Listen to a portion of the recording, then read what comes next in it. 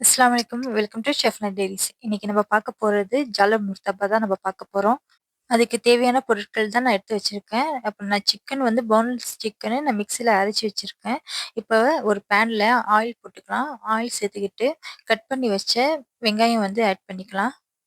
வெங்காயம் போட்டுட்டு, வெங்காயம் கொஞ்சம் வந்து கலர் சேஞ்ச் ஆனதுக்கப்புறம், அதில தக்காளிய போட்டுக்கலாம். தக்காளி போட்டு அது கூட நான் பச்சை மிளகாவும் போட்டுக்கிட்டேன். போட்டுக்கிட்டு தக்காளி நல்லா மசிறதுக்காக நான் வந்து 1/4 டீஸ்பூனு உப்பு போட்டுக்கிட்டேன். போட்டு நல்லா வந்து நல்லா மிக்ஸ் பண்ணிக்கலாம். 1/2 டீஸ்பூன் ஜிஞ்சர் கார்லிக் பேஸ்ட் நான் சேர்த்துக்கிறேன். சேர்த்துக்கிட்டு நல்லா வந்து அதுவும் மிக்ஸ் பண்ணிக்கலாம். 1/4 டீஸ்பூன் மஞ்சத்தூள், 1/4 டீஸ்பூன் மிளகாத்தூள், கொஞ்சோண்டு கரம் மசாலா இது எல்லாமே நான் 1/4 டீஸ்பூன் தான் நான் போட்டு நான் சேர்த்துருக்கேன். அதே மாதிரி நீங்களும் 1/4 டீஸ்பூன் போட்டுட்டு, இப்போ நம்ப கிரைண்ட் பண்ணி வச்சிருந்த சிக்கன நம்ம அதுக்குள்ள போட்டுக்கலாம். சிக்கன் கைமாவ நல்லா போட்டு மிக்ஸ் பண்ணதுக்கப்புறம், அதுக்கு தேவையான அளவு உப்பு சேர்த்துக்கோங்க.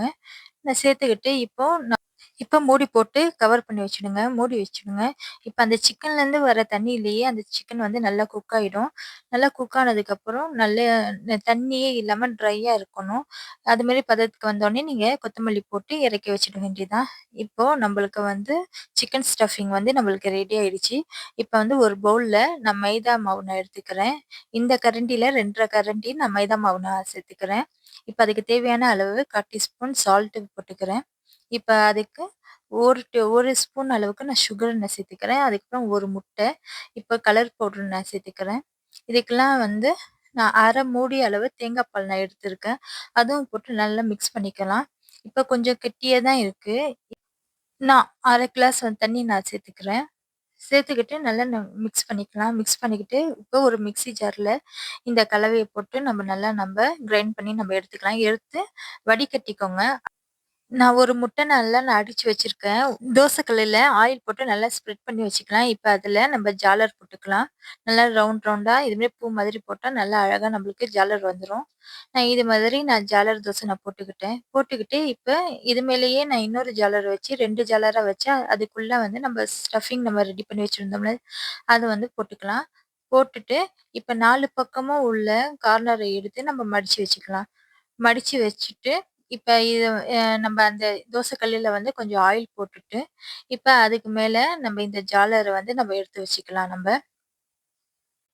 நம்ப இப்போ அடிச்சு வச்ச முட்டை எடுத்து அது மேல போட்டு, நல்லா கொஞ்சம் ஸ்ப்ரெட் பண்ணி விட்டுடலாம். இது மாரி பண்ணா தான் அந்த ஜாலர் வந்து ஓப்பன் ஆகாம இருக்கும்.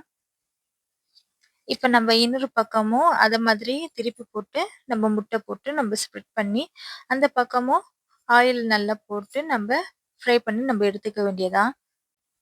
இந்த ஜாலர நீங்களும் வீட்ல வந்து ட்ரை பண்ணி பாருங்க. உங்களுக்கு ரொம்ப பிடிக்கும். இதுக்கு பேர் வந்து ஜாலர் முர்த்தபான்னு சொல்லுவாங்க. இது நம்ம முஸ்லிம் வீட்ஸ்ல வந்து ரொம்ப ஃபேவரட்டான ரெசிபின்னு சொல்லலாம்.